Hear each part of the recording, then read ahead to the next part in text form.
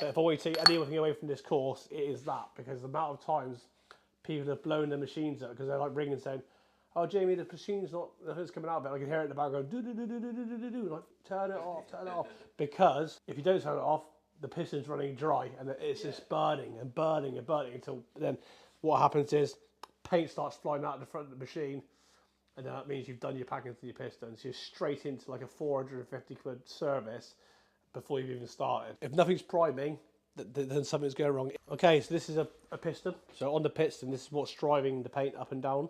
Yeah, there'll be two sets of packings, right? So there's a packing set on the top and the bottom. Yeah, they're moving around the piston as that's moving up and down. The package, you'll have like plastic, Teflon, leather, plastic, Teflon, leather, plastic, like little washers. They all go together and they're all oiled up, and they sit on top of the piston. So you have a top set and a bottom set. And as that's moving around, they're moving over the piston, yeah? So that's how it's putting the paint in. If you end up with paint coming out the front of the machine, it means you've done the packings, the paint slipped past the packing set and then it's flying out the front of the machine. So that is like, if you're running the machine dry, you're going to wear the packings out and score the piston and the paint's going to slip past. So you'll have two ball bearings. So ball bearing 1 will sit at the bottom of the machine like that in a housing. And then ball bearing number 2 is in the end of the piston. Yeah, so you'll never see it at this point, but you will be able to get to that one. This one, you'll never really see because it's up inside the end of the wet end of the sprayer. So when you look up inside it, you'll see it's in there. So best thing to do is a lot of people get a screwdriver, like a very thin one, and then just jab it in there like that. We can all hear that's loose, yeah? But when you've got the whole machine, it's very hard to shake it. But can you hear metal on metal, or can you hear the ball bearing moving? So the best thing to use is the inside of a biro, which I haven't got. Basically take the inside of the pen out, yeah, so you've got the bit with the ink in it, and just put that up inside, because it's plastic against metal, you should hear that ball moving. Yeah.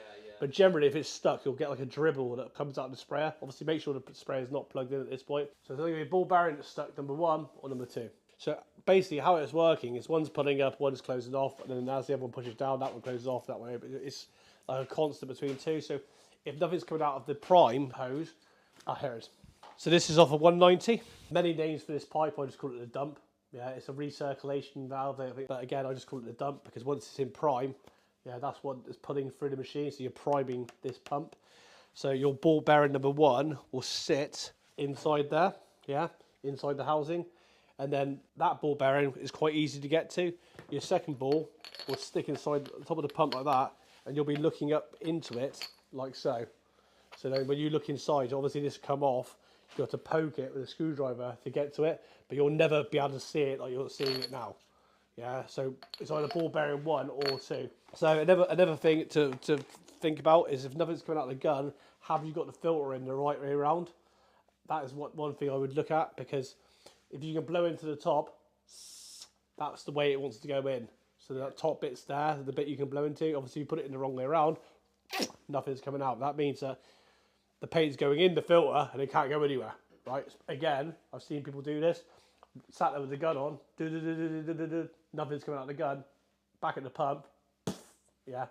So just make sure that is in the right way around. So whatever end you can blow into, I'm not saying you should blow it when it's covered in paint, thinner end at the top, once you get used to how they work. But if you were ever confused, you can blow into it, and as long as that air comes through that filter, because what's actually happening is the paint's going into the filter and then out the hole. That's how it's filtration in the paint.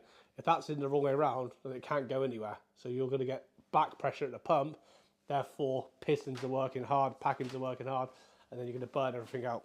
I'd say, they say every 1 to 2 years service, but I service mine every year. There's two things wrong with both options. Is if you don't use it enough and it's just sat there and the packings is just sat on the piston for ages, then when you go to run it again, it can score the piston. Obviously, if you've got your pump armor now, it will protect it, but you can run it too much and then you service it more, and then not enough, and you still have to service it the same. So a medium use would say like a good, using it every week, but it's not loads.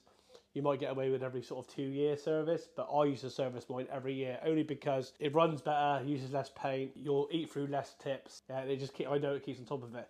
For 4 stages of 450 quid for a service, £500, and you've made 100 grand out of that pump, right? I'm not being funny. It's not a lot of money to keep it running smooth. To be honest, the gearing on the pumps I've never dealt with ever. So most of the time, packings and piston would be the only thing we're changing on a pump. Most of the pumps, the gearing, I've never even seen a problem with them.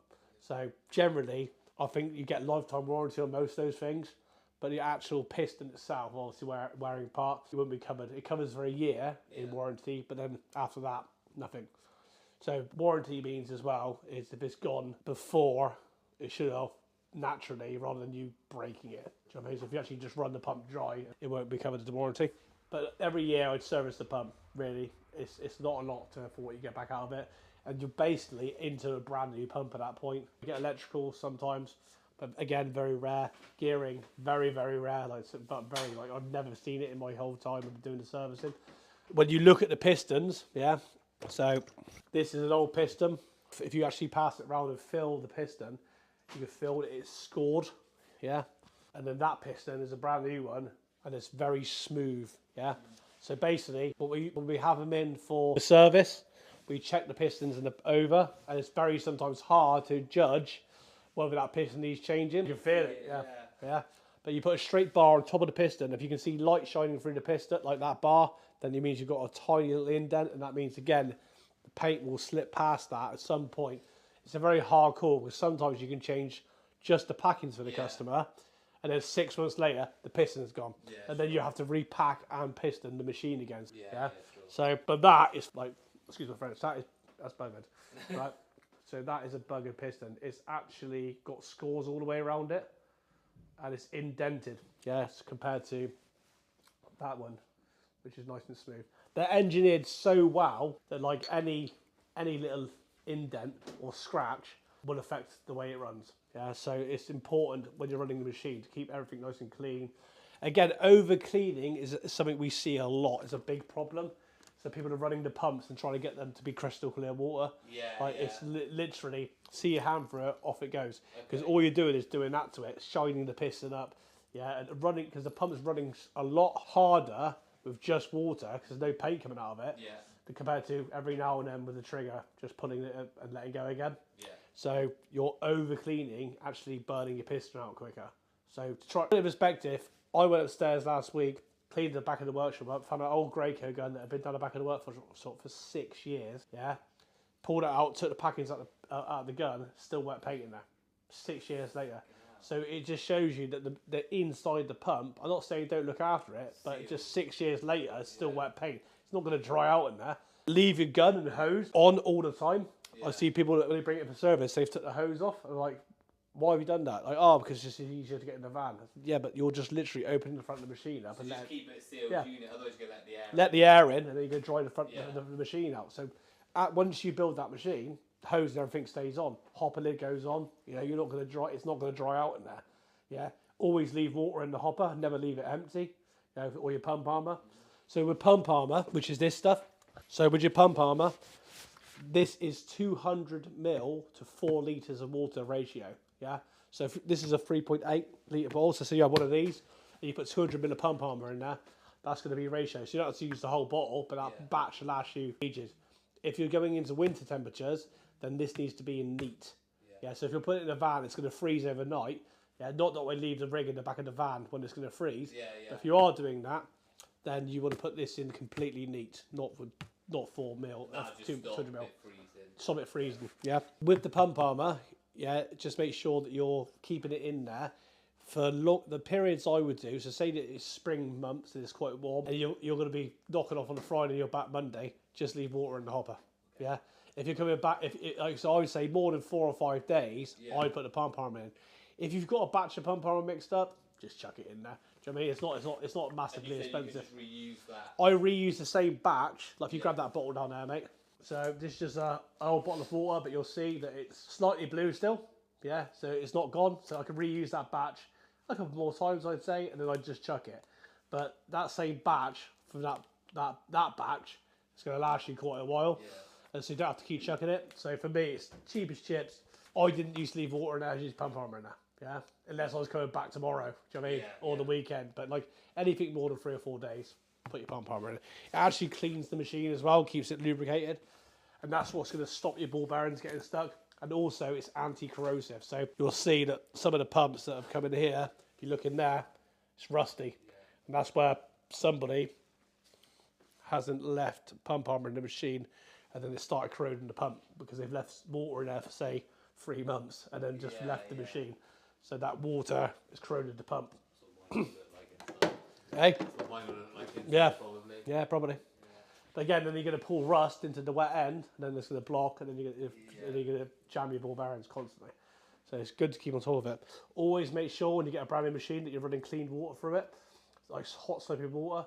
Just clean to the, because when we do repack them, and then when they're repacked in the shop, they cover them in grease, so that all the packings of pistons will be greased right up, like a lot of grease as well. So you'll see all that grease coming out of the machine. If you just run paint into that, they congeal.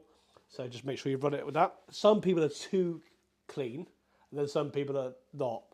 You get some people when they bring the sprayers in, you can't even see what make it is, but then because there's so much paint on it, but then inside the machine, absolutely spotless. Yeah. And that is how you want to look after, not spotless, but like they look after the threads, but the actual machine itself is covered in paint. It's a workhorse at the end of the day. I'm not going to be polishing the machine every day.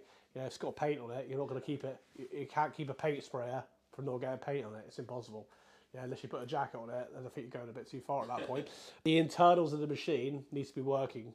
Polishing the outside of the machine, absolutely pointless. Yeah, I'm not saying you shouldn't give it a clean up every now and then, but like I wouldn't be polishing the machine. That is what I'm more interested in. I'm more interested in how the machine is, how clean that is inside. Yeah. But again, you can get it to crystal clear water, but there will still be wet paint in there somewhere. There'll be wet paint in the manifold. There'll be wet paint all through the hose.